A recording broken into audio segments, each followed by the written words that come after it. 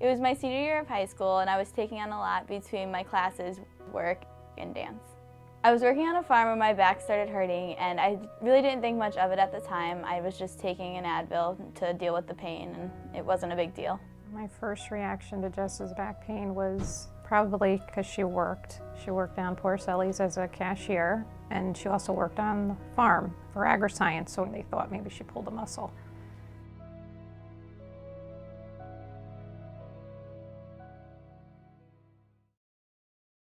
She came home from school crying, saying that the pain in her back was like somebody was sticking a knife in her back.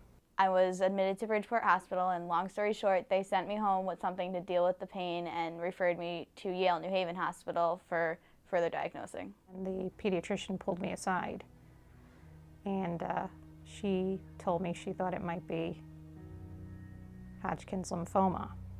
So my thought is, how am I supposed to tell her?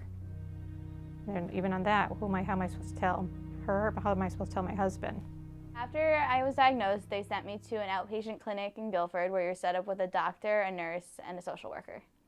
Every 3 weeks, Jess would receive chemo, and she was bedridden, and it was hard for her because she'd always tell me, you know, she wants to go home, she wants to see her friends. From my first surgery, they told me that I would not be able to attend my prom and my graduation, and from right then and there, I said, yes, I will. She said no, that was not going to happen, that she was going to go to prom, and that she was going to go to graduate.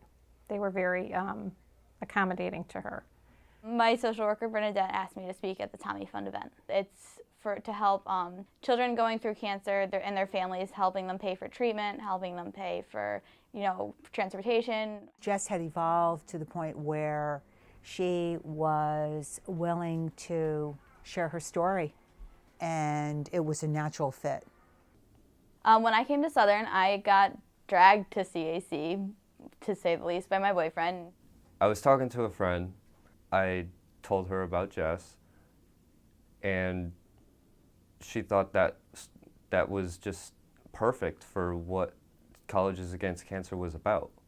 When I went to the first meeting, I kind of saw that, there were other people here that were like me. There were other survivors, there were people who had been affected indirectly by cancer, and there were people here who just wanted to support the cause. After a year of being in Colleges Against Cancer, the E-Board approached me and said, we think you'd be a really great candidate for president. So I think me joining CAC and becoming president was just kind of like the icing on the cake with my diagnosis. If I had never been diagnosed with cancer, I would never have gotten the experience of being in a leadership position where I know I can do something bigger and better than myself.